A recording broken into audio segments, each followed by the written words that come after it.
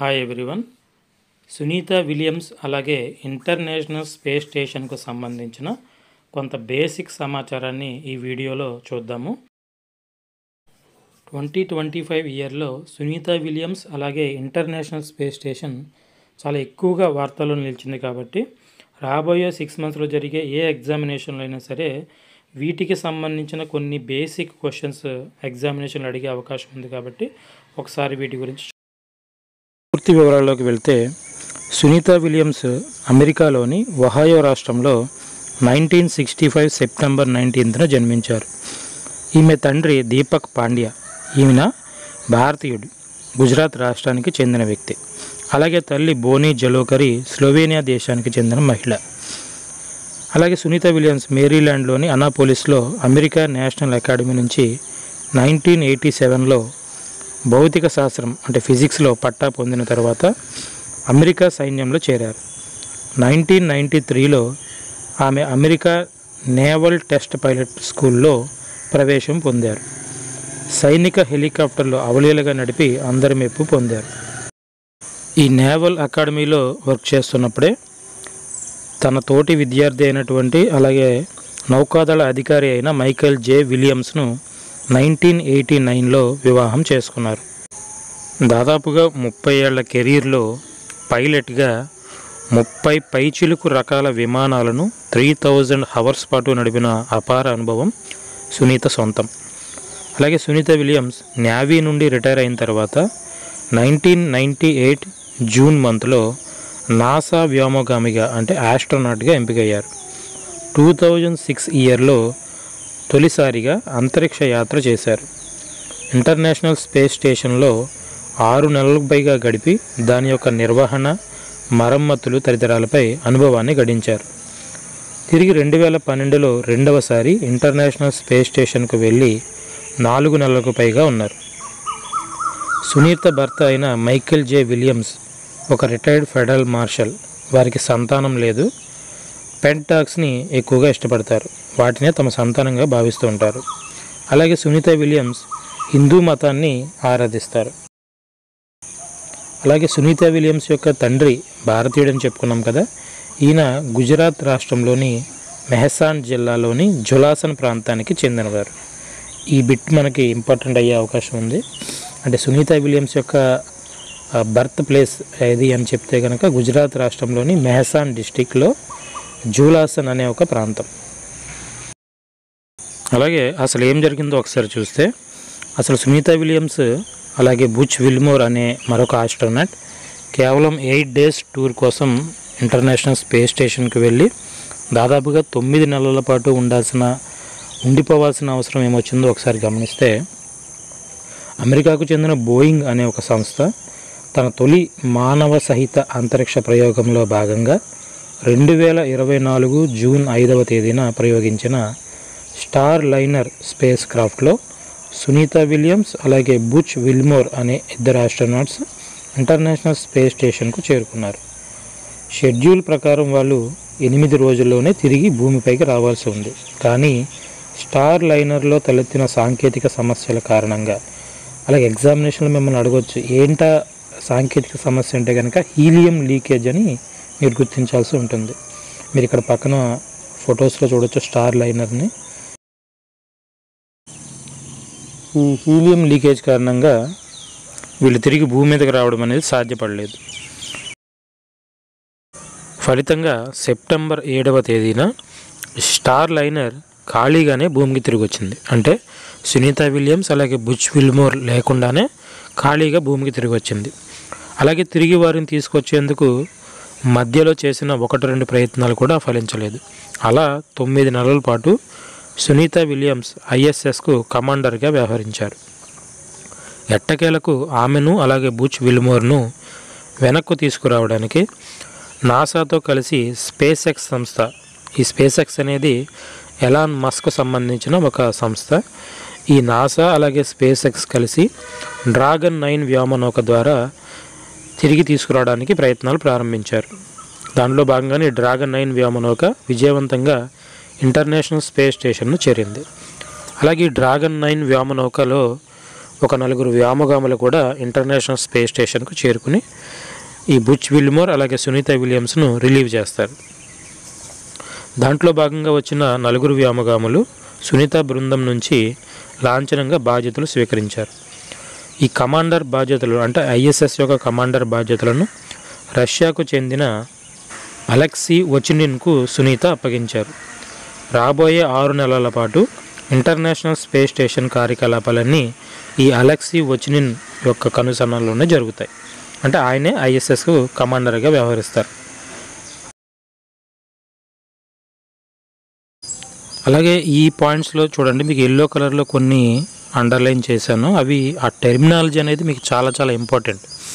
For example undocking అంటే ఏంటని అడుగుతారు, ట్రంక్ అంటే ఏంటని అడుగుతారు. అలాగే రేడియో సైలెన్స్, మీరు ఈ పదాన్ని గమనించండి. వాట్ ఈజ్ రేడియో సైలెన్స్ అని చెప్పి అడగవచ్చు. ఈ టెర్మినాలజీ మీద మీకు కొంచెం అవగాహన అనేది ఉండాలి. ఇక విషయంలోకి వెళ్తే ఇండియన్ టైం ప్రకారం, భారత కాలమానం ప్రకారం ఎర్లీ మార్నింగ్ 8:15 అవర్స్కు ఈ క్రూ డ్రాగన్ వ్యోమనౌక యొక్క తలుపు హ్యాచ్ అనేది మూసివేయడం అనే ప్రక్రియ స్టార్ట్ అయింది. అంటే Sunita Williams and Butch Wilmore యొక్క తిరుగు ప్రయాణం అనేది స్టార్ట్ అయింది. మార్నింగ్ 10:15 అవర్స్కు ఈ క్రూ డ్రాగన్ ఇంటర్నేషనల్ స్పేస్ స్టేషన్తో విడిపోవడం, అన్డాకింగ్ ప్రక్రియ మొదలైంది. మీకు అన్డాకింగ్ అనేది డాకింగ్ అనే ప్రక్రియ అర్థం కావాలి అంటే, మనకు సీ పోర్ట్ ఏరియాల్లో షిప్కి లంగర్ వేస్తారు, అది డాకింగ్గా మనం భావించవచ్చు. అలాగే షిప్ వెళ్ళిపోవాలంటే ఈ లంగర్ తీసేసి షిప్ని స్టార్ట్ చేస్తారు, దాన్ని మనం అన్డాకింగ్గా అర్థం చేసుకోవచ్చు. ఎర్లీ మార్నింగ్ 10:35 అవర్స్కు పూర్తిగా ఈ అన్డాకింగ్ అనే ప్రక్రియ పూర్తయిపోయింది. భూమి దిశగా 17 అవర్స్ ప్రయాణం మొదలుపెట్టింది ఈ క్రూ డ్రాగన్ నౌక. అనంతరం ఈ వ్యోమ నౌకలోని దిగువ భాగం, దీన్ని ట్రంక్ అని పిలుస్తారు, దాన్ని అక్కడే వదిలేశారు. అంతా ఓకే అని నిర్ధారించుకున్న తర్వాత భూమిపై ల్యాండింగ్ కోసం ఈ క్రూ డ్రాగన్ యొక్క ముందు భాగంలోని 4 డ్రాకో ఇంజన్ల ప్రజ్వలన మొదలైంది. అంటే ఆ ఫ్యూయల్ కంబషన్ అనేది స్టార్ట్ అయిందనమాట. దాదాపు 7.5 నిమిషాల పాటు ఈ కంబషన్ ప్రక్రియ అనేది కొనసాగింది. ఆ తర్వాత భూ వాతావరణంలోకి ప్రవేశించిన తర్వాత ఇంక ఈ కంబషన్తో పెద్దగా అవసరం ఉండదు. ఎందుకంటే భూ వాతావరణంలోకి ప్రవేశించిన తర్వాత ఈ భూమి ఆకర్షణ ప్రభావంతో ఈ క్రూ డ్రాగన్ అనేది భూమి మీదకి వచ్చేస్తుంది, కాబట్టి కంబషన్తో అంత అవసరం ఉండదు. అలాగే ఈ రీఎంట్రీ సమయంలో తలెత్తే తీవ్ర స్థాయి వేడి నుండి ఈ వ్యోమగాములను సురక్షితంగా ఉంచే వ్యవస్థ ఆన్ అయింది. రీఎంట్రీ సమయంలో భూ వాతావరణంలోకి వ్యోమ నౌక చాలా వేగంగా ప్రవేశించింది. ఆ రాపిడి కారణంగా ఏకంగా 1650 డిగ్రీల సెంటీగ్రేడ్ల ఉష్ణోగ్రత అనేది ఉత్పన్నమైంది. మీకు తెలిసిందే, భూమి యొక్క అంతర్గత ఉష్ణోగ్రత 6000 డిగ్రీ సెంటీగ్రేడ్లుగా ఉంటుంది. అలాగే సూర్యుని యొక్క ఉపరితల ఉష్ణోగ్రత కూడా 6000 డిగ్రీ సెంటీగ్రేడ్లు ఉంటుంది. అలా పోల్చుకున్నప్పుడు చూడొచ్చు మనం ఎంత ఉష్ణోగ్రత అనేది ఉత్పన్నమైందండి. 1650 డిగ్రీల ఉష్ణోగ్రత ఈ వ్యోమనౌక వెలుపలి భాగంలో నమోదవుతుంది. ఈ ఉష్ణోగ్రత కారణంగా ఈ వ్యోమనౌక చుట్టూ ఒక ప్లాస్మా పేరుకుపోతుంది, అంటే ఒక లేయర్ లాగా ఫామ్ అవుతుంది. ఈ లేయర్ వలన ఈ వ్యోమనౌకతో కమ్యూనికేషన్ తెగిపోయి రేడియో సైలెన్స్ అనే ఒక ఉత్కంఠ పరిస్థితి ఏర్పడుతుంది. మనకి ఎగ్జామినేషన్లో అడగవచ్చు, ఈ రేడియో సైలెన్స్ అంటే ఏంటంటే కనుక అత్యధిక ఉష్ణోగ్రతల వలన ఈ వ్యోమనౌక బాహ్య పొరలపై ఒక ప్లాస్మా అనే ఒక పొర ఏర్పడుతుంది. దానివల్ల ఈ ఇంటర్నేషనల్ స్పేస్ స్టేషన్ నుంచి వస్తున్న ఈ వ్యోమ నౌకతో ఈ నాసా అనే సంస్థకు లింక్ తెగిపోతుంది, అంటే కమ్యూనికేషన్ తెగిపోతుంది. దానివలన కొంతసేపు సైలెన్స్ ఏర్పడుతుంది. ఇది చాలా ఉత్కంఠకరమైన పరిస్థితి అనమాట. మీకు గుర్తుండే ఉంటుంది, కొలంబియా అనే ఒక స్పేస్ షటిల్ భూ వాతావరణంలోకి తిరిగి ప్రవేశించేటప్పుడే అది పేలిపోయింది. కల్పనా చావ్లా గారు ఆ ప్రమాదంలోనే మరణించడం కూడా జరిగింది. ఇలా ఈ కమ్యూనికేషన్ తెగిపోయే ఈ ప్రక్రియనే రేడియో సైలెన్స్ అని పిలుస్తారు. అలాగే మీరు ఇక్కడ ఈ ఫోటోలో గమనించవచ్చు, ఈ అన్డాకింగ్ అనే ప్రక్రియ ఎలా జరుగుతుందో. ఈ ఇంటర్నేషనల్ స్పేస్ స్టేషన్ నుండి ఈ క్రూ డ్రాగన్ అనే వ్యోమనౌక అన్డాకింగ్ ప్రక్రియ ప్రారంభించి తిరిగి భూమికి రావడం కానీ మీరు గమనించవచ్చు. అలాగే ఇక్కడ సునీత విలియమ్స్, బుచ్ విల్మోర్లు ఆ క్రూ డ్రాగన్ వ్యోమనౌకలోకి ప్రవేశించడాన్ని కూడా మీరు ఇక్కడ ఈ ఫోటోలో గమనించవచ్చు. అలాగే ఈ రేడియో సైలెన్స్ అనే ప్రక్రియ సక్సెస్ఫుల్గా కంప్లీట్ కావడంతో సముద్ర మట్టానికి దాదాపుగా 18,000 అడుగుల ఎత్తులో ఉండగా ఈ వ్యోమ నౌకలోని 2 డ్రోగ్ షూట్లు విచ్చుకున్నాయి. ఈ డ్రోగ్ షూట్లు అనేవి మీకు తర్వాత పిక్లో చూపిస్తాను. చూడడానికి ఇవి పారాషూట్లా ఉంటాయి. ఇవి ఈ క్రూ డ్రాగన్ వ్యోమ నౌకకి బ్రేక్లాగా పనిచేస్తాయి. ఈ డ్రోగ్ షూట్లు విచ్చుకునే సమయానికి వ్యోమనౌక యొక్క వేగం 560 km/hగా ఉంది. అలాగే ఈ డ్రోగ్ షూట్లు సమర్థవంతంగా పనిచేయడంతో ఈ క్రూ డ్రాగన్ యొక్క వేగం 190 km/hకు చేరుకుంది.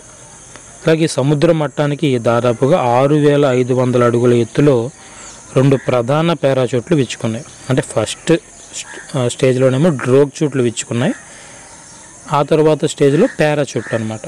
అంటే మెల్లగా ల్యాండ్ అవుతారు చూడండి. మీరు పారాషూట్లు అంటే మీకు ఆల్రెడీ అర్థమయ్యే ఉంటుంది. ఈ డ్రోగ్ షూట్లు అనేవి సపరేట్, పారాషూట్లు అనేవి సపరేట్గా ఉంటాయి. అలాగే ఈ పారాషూట్లు అనేవి సక్సెస్ఫుల్గా విచ్చుకున్న తర్వాత ఇవి ఫ్లోరిడాలోని తలహాసీ తీరం, ఈ పాయింట్ చాలా ఇంపార్టెంట్, గుర్తుపెట్టుకోండి.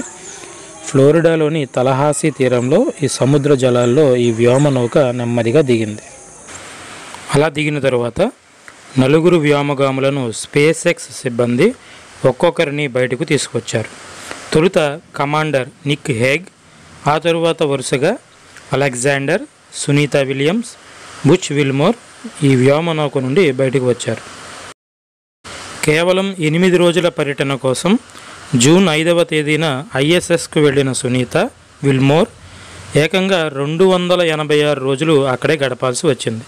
ఈ 286 డేస్ అనేది కూడా మీరు అండర్లైన్ చేసుకోవాలి.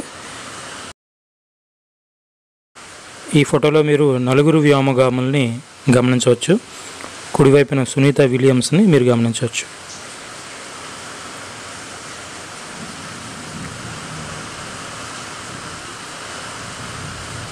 అలాగే ఫ్లోరిడా తీరంలో వ్యోమనౌక దిగడాన్ని మీరు చూడవచ్చు. ఇక్కడ అలాగే పారాషూట్లు తెరుచుకోవడానికి గమనించవచ్చు. ఇక్కడ స్పేస్ ఎక్స్ సిబ్బంది వ్యోమనౌక పడిన ప్రాంతానికి వెళ్ళడాన్ని కూడా మీరు గమనించవచ్చు. అలాగే తరువాత అసలు ఏంటి ఈ ఇంటర్నేషనల్ స్పేస్ స్టేషన్ అనే విషయాన్ని కూడా ఒకసారి వస్తే, అంతరిక్షంలో మనం భూమి మీద చేపట్టలేని కొన్ని ప్రయోగాలను అంతరిక్షంలో చేపట్టడం కోసం ఇంటర్నేషనల్ స్పేస్ స్టేషన్ అనే ఒక వ్యవస్థను తొలుతగా అమెరికా మరియు రష్యా ప్రారంభించగా తర్వాత మరొక 3 సంస్థలు కలిసి మొత్తంగా 5 సంస్థలు ఈ ఇంటర్నేషనల్ స్పేస్ స్టేషన్ను నిర్మించాయి. ఆ 5 దేశాలను ఒకసారి గమనిస్తే యుఎస్ఏ అంటే నాసా, కెనడియన్ స్పేస్ ఏజెన్సీ అంటే కెనడా దేశానికి చెందిన స్పేస్ ఏజెన్సీ, అలాగే యూరోపియన్ స్పేస్ ఏజెన్సీ అంటే యూరోప్లో ఉన్న కంట్రీస్ అన్నిటికీ కలిపి ఒక స్పేస్ ఏజెన్సీ ఉంటుంది. దాన్ని మనం యూరోపియన్ స్పేస్ ఏజెన్సీ అంటాం. అలాగే రష్యాకు చెందిన రాస్కాస్మోస్, అలాగే జపాన్కు చెందిన అంతరిక్ష పరిశోధనా సంస్థ జాక్సా. ఈ 5 దేశాలు ఈ ఇంటర్నేషనల్ స్పేస్ స్టేషన్లో ఒక ఏర్పాటులో పాలు పంచుకున్నాయి. ఈ ఇంటర్నేషనల్ స్పేస్ స్టేషన్ను అనేక మాడ్యూల్స్ని ఒకదాంతో ఒకటి అటాచ్ చేయడం వలన దీన్ని ఏర్పాటు చేశారు. దీంట్లో భాగంగా మొట్టమొదటి మాడ్యూల్, దాన్నే జారియా అని పిలుస్తారు. ఈ జారియా అనే మాడ్యూల్ను ప్రోటాన్ రాకెట్ ద్వారా రష్యా 1998 నవంబర్ 20న ప్రయోగించింది. మనకు ఎగ్జామినేషన్లో అడగవచ్చు, ఇంటర్నేషనల్ స్పేస్ స్టేషన్ ఏర్పాటులో భాగంగా మొట్టమొదటి మాడ్యూల్ను ఏ దేశం పంపించింది అంటే కనుక రష్యా. అలాగే ఆ మాడ్యూల్ పేరు అడిగితే కనుక దాని పేరు జారియా. అలాగే ఈ ఇంటర్నేషనల్ స్పేస్ స్టేషన్ ఏర్పాటులో 2వ మాడ్యూల్ను అమెరికా 1998 డిసెంబర్ 4న పంపించింది. ఆ మాడ్యూల్ పేరు యూనిటీ నోడ్ 1. ఈ మాడ్యూల్స్ అసలు ఏంటి, ఒకదానికొకటి ఎలా అటాచ్ చేశారు అనేది మీకు ఒక వీడియో రూపంలో చూపిస్తాను వీడియో చివరిలో. అలాగే మీకు ఈ యూనిటీ 1 అనేది మాడ్యూల్ ఎలా ఉంటుందనేది కూడా చూపిస్తాను, మీకు కొంత ఈజీగా అర్థమవుతుంది. మీకు ఇక్కడ ఒకదానికొకటి అటాచ్ చేసే విధానాన్ని డాకింగ్ అంటారు. మీరు సైన్స్ అండ్ టెక్నాలజీని రెగ్యులర్గా ఫాలో అవుతుంటే కనుక ఇటీవల భారతదేశం స్పేడెక్స్ అనే ఒక ఎక్స్పెరిమెంట్ చేసింది. స్పేస్ డాకింగ్ ఎక్స్పెరిమెంట్ అంటారు. అది ఎందుకు చేసిందంటే భారతదేశం కూడా తన సొంతగా అంతరిక్ష ప్రయోగ కేంద్రాన్ని ఏర్పాటు చేసుకోవాలి అని అనుకుంటుంది. అలా చేసుకోవాలి అంటే కనుక ఈ డాకింగ్ అనే టెక్నాలజీ మనకు కూడా ఉండాలి. సో దాంట్లో భాగంగా మనం సక్సెస్ అయ్యాం కూడా.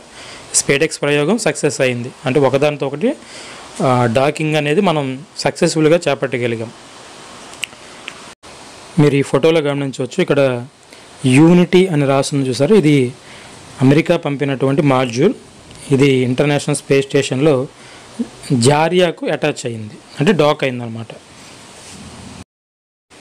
ఇది మరొక మాడ్యూల్, యూరోపియన్ స్పేస్ ఏజెన్సీకి సంబంధించినది. ఈ ఇంటర్నేషనల్ స్పేస్ స్టేషన్ అనేది గంటకు 28,000 కిలోమీటర్ల వేగంతో భూమి చుట్టూ తిరుగుతుంది. మనం బైక్ మీద మహా అయితే యావరేజ్న 60 km/h వేగంతో తిరుగుతాం. అలాంటిది ఈ ఇంటర్నేషనల్ స్పేస్ స్టేషన్ గంటకు 28,000 కిలోమీటర్ల వేగంతో భూమి చుట్టూ తిరుగుతుంటుంది. ఫలితంగా ఒక రోజులో 16 సార్లు భూమిని చుట్టూ వస్తుంది. ఈ పాయింట్ మీకు ఎగ్జామినేషన్లో అడగవచ్చు. ఇంటర్నేషనల్ స్పేస్ స్టేషన్ ఒక రోజులో ఎన్నిసార్లు భూమిని చుట్టూ వస్తుందంటే కనుక 16 times చుట్టూ వస్తుంది. అలాగే అందులో ఉన్న వ్యోమగాములు అంటే యాస్ట్రోనాట్స్ ఎవ్రీ 45 minutesకి ఒకసారి సూర్యోదయం కానీ లేదా సూర్యాస్తమయాన్ని కానీ చూడొచ్చు. ఈ భూమి నుండి 400 కిలోమీటర్ల ఎత్తులో నిత్యం భూమిని పరిభ్రమించే ఇంటర్నేషనల్ స్పేస్ స్టేషన్ ఈ భూమికి సంబంధించి అనేక రకాల డేటాను, చిత్రాలను సేకరిస్తుంది. ఇప్పటి వరకు 35 లక్షల పైగా ఫోటోలు తీసింది. ఇవేమీ ఎగ్జామినేషన్ అడగరు, జస్ట్ మీరు ఒక అవగాహన కోసం అంతే ఇవ్వడం జరిగింది. మీరు ఎప్పుడైనా ఎస్ఐ లాంటి ఎగ్జామ్లో డిస్క్రిప్టివ్ పేపర్ కానీ లేదా ఏదైనా ఇతర ఎగ్జామ్లో డిస్క్రిప్టివ్ టైప్ ఆఫ్ క్వశ్చన్స్ ఉన్నప్పుడు ఈ మ్యాటర్ రాస్తే మీకు చాలా బాగుంటుంది, ఎక్కువ మార్క్స్ కూడా సాధించడానికి అవకాశం ఉంటుంది. కాబట్టి అవగాహన కోసం ఈ ఇన్ఫర్మేషన్ అనేది మీకు ఇవ్వడం జరిగింది. అలాగే ఈ ఇంటర్నేషనల్ స్పేస్ స్టేషన్ భూ వాతావరణం, ప్రకృతి విపత్తులు, కాంతి వలన కలిగే కాలుష్యం వంటి అంశాలపై పరిశోధనకు దోహదపడుతుంది. జీవ సంబంధ పరిశోధనలు, ఐఎస్ఎస్లో ఉండే భారరహిత వాతావరణం జీవ సంబంధ ప్రయోగాల నిర్వహణకు అనువుగా ఉంటుంది. డిఎన్ఏ సీక్వెన్సింగ్, జీనోమ్ ఎడిటింగ్ నుంచి సూక్ష్మజీవుల అధ్యయనం వరకు అనేకం ఇందులో ఉంటాయి. అంటే మనకు స్పేస్లో జీరో గ్రావిటీలో చేయగలిగిన కొన్ని ప్రయోగాలు ఉంటాయి, అవి భూమి మీద మనం చేపట్టలేం. అది చాలా కష్టం అన్నమాట. జీరో గ్రావిటీని మనం సృష్టించుకుని ప్రయోగం చేయాలంటే అది చాలా కష్టం. అదే స్పేస్లో అయితే ఆల్రెడీ అక్కడ జీరో గ్రావిటీ ఉంటుంది కాబట్టి అక్కడ మనం ఈజీగా ప్రయోగాన్ని నిర్వహించుకోవచ్చు.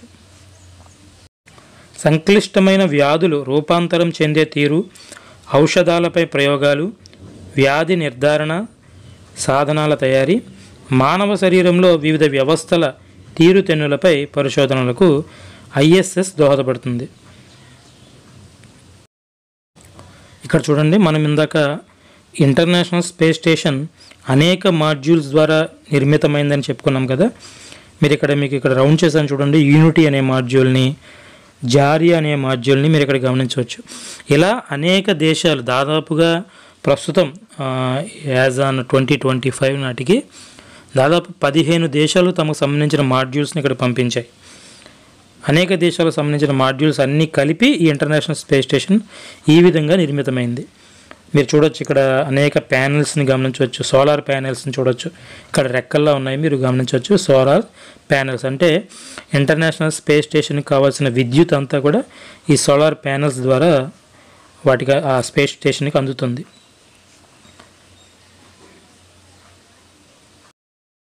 ఇక్కడ చూడండి, దీన్నే మనం స్పేస్ వాక్ అని కూడా పిలవచ్చు. ఇక్కడ ఈ ఇద్దరు యాస్ట్రోనాట్స్ ఇంటర్నేషనల్ స్పేస్ స్టేషన్కి సంబంధించిన ఒక మాడ్యూల్కి మరమ్మతులు చేస్తున్నారు.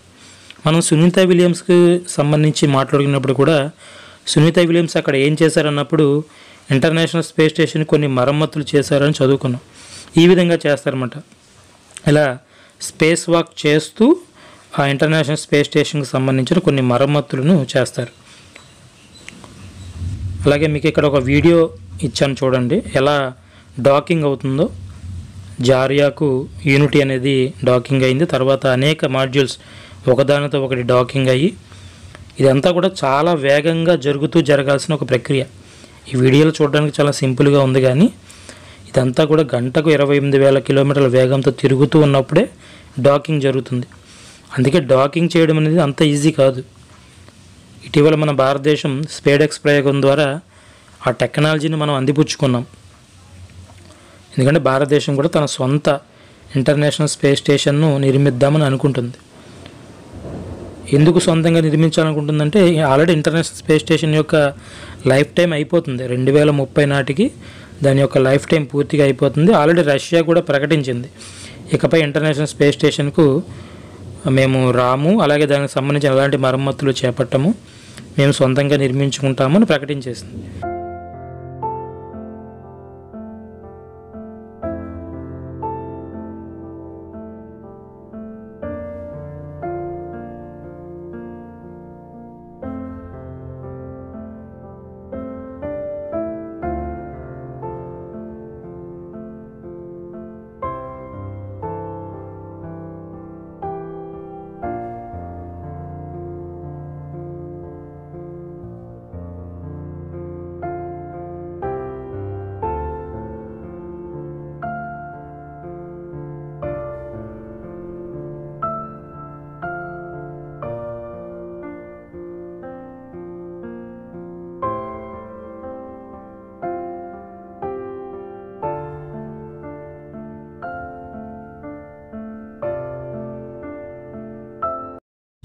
అదేవిధంగా మన సునీత విలియమ్స్ ఈ ఇంటర్నేషనల్ స్పేస్ స్టేషన్లో దాదాపు 9 నెలల పాటు చిక్కుకున్నారు. కాబట్టి ఈ 9 నెలల పాటు ఆవిడ ఏం చేశారో కూడా ఒకసారి గమనిస్తే, అంతరిక్ష కేంద్రం యొక్క రోజువారీ నిర్వహణ బాధ్యతల్లో సునీత అలాగే బుచ్ విల్మోర్ చురుకైన పాత్ర పోషించారు. అంటే డే టు డే యాక్టివిటీస్ ఏమైతే ఉంటాయో అవన్నీ కూడా చేశారు.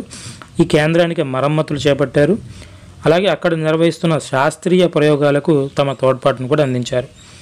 దాదాపు 150కి పైగా ప్రయోగాల్లో సునీత పాలు పంచుకున్నారు. వీటిలో అంతరిక్ష వ్యవసాయం, భారరహిత స్థితిలో శారీర ఆరోగ్యంపై పరిశోధనలు తదితరాలు ఉన్నాయి. అలాగే అంతరిక్ష తోట పని ప్రయోగాల్లోనూ సునీత పాలు పంచుకున్నారు. ఐఎస్ఎస్లోని అడ్వాన్స్డ్ ప్లాంట్ హ్యాబిటేట్లో రెడ్ రొమైన్ లెట్యూస్ సాగును ప్రయోగాన్ని చేపట్టారు.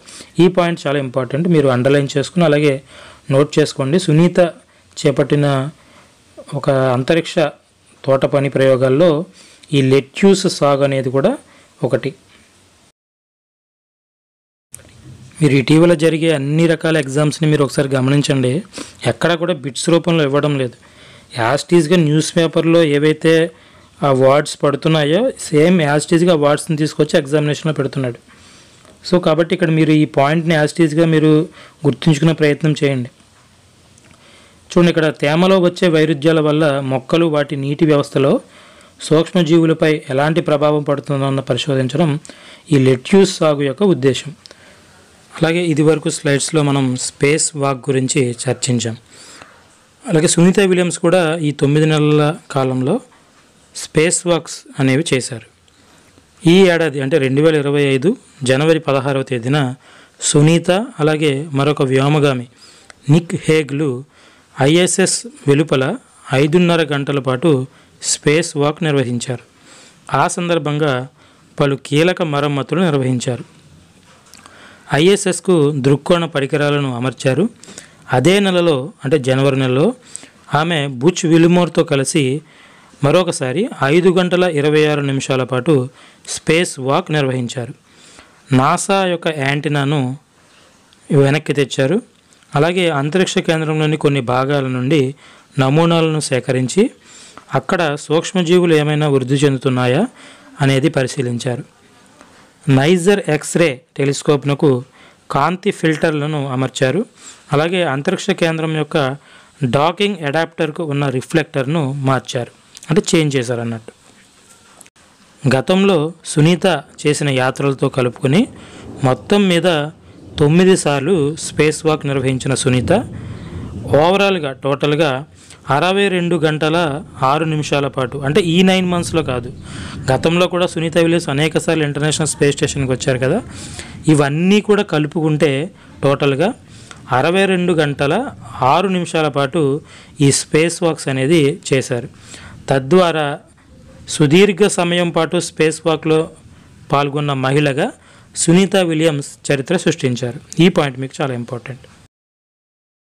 ఇక్కడ చూడండి, మీకు ఒక టేబులర్ ఫార్మాట్లో అంతరిక్షంలో ఎక్కువ కాలం గడిపిన వ్యోమగాములకు సంబంధించిన డేటా, అలాగే ఈ కుడివైపున ఉన్న టేబుల్లో అత్యధిక కాలం అంటే అత్యధిక హవర్స్ పాటు స్పేస్ వాక్ చేసిన వ్యోమగాముల యొక్క డేటాని ఇక్కడ ఇవ్వడం జరిగింది. మీరు ఇక్కడ 4th పొజిషన్లో చూడొచ్చు. సునీత విలియమ్స్ నాసా ఏజెన్సీకి చెందిన ఆవిడ.